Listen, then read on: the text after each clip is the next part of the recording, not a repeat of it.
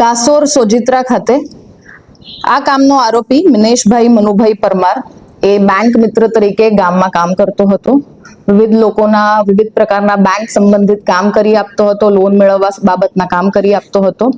આ વિશ્વાસનો જ ફાયદો લઈને એણે લોકોના નામે લોન મેળવી પોતે આર્થિક લાભ મેળવવાનું એક કાવતરું રચ્યું. આ કાવતરાના ભાગરૂપે બેંક ઓફ બરોડાની કાસોર ખાતેની પીપળાઓ ખાતેની બ્રાન્ચમાં એણે લોકોને એવો વિશ્વાસ અપાવ્યો કે મારા આ બનાવટી મારા આ જે જ્વેલરીઝ છે, મારા ઘરેણા છે, એને તમે લો, બેંકને આપો અને બેંકમાંથી લોન મેળવીને એ લોનના પૈસા મને આપો, સમય સાથે એ લોનની ભરપાઈ કરી દઈશ એવી એમને ખાતરી આપી અને આ લોનના નાણાં મેળવી લીધા.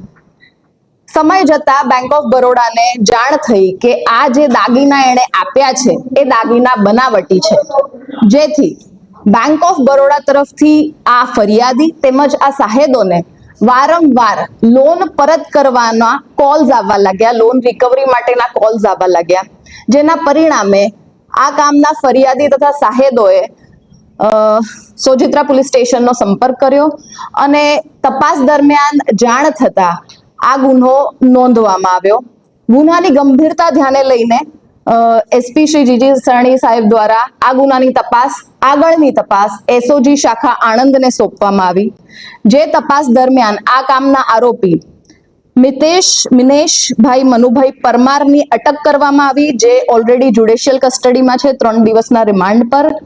તપાસ દરમિયાન વધુ 2 નામ ખુલ્યા, જેમાં અનિલકુમાર કનૈયાલાલ સોની જે રહે ડીમાર્ટની સામે ઉત્તર સંડા રોડ નડિયાદ તથા ગભુભાઈ ઉર્ફે મોરલી બાપુભાઈ ભરવાડ રહે ભગત પેટ્રોલ પંપની સામે તારાપુર ની પણ અટક કરવામાં આવી. જે બંને આરોપીઓની આજે 2 દિવસની રિમાન્ડ મંજૂર થઈ છે.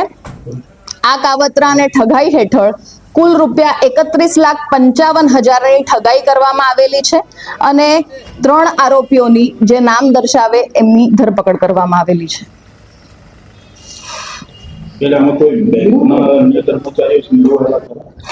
આ કામમાં અનિલકુમાર કનૈયાલાલ સોની કે જે વેલ્યુઅર તરીકે સર્ટિફાઈડ વેલ્યુઅર તરીકે કામ કરી રહ્યા હતા, જે 9 વર્ષથી બેંક સાથે સંકળાયેલા હતા તેમજ 40 વર્ષથી સોનીના ધંધા સાથે સંકળાયેલા છે, એમની આમાં સંડોવણી હતી.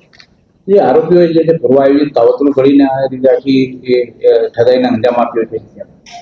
હા, કારણ કે આમાં 7 અલગ અલગ વ્યક્તિઓના અલગ અલગ તારીખોએ એમની જોડે આ પ્લાનિંગ કરીને આ કાવતરું કરવામાં આવ્યું હતું, જેથી જે આમાં સંડોવાયેલો આરોપીઓ છે એમના અગાઉથી આના પ્લાનિંગ હતા.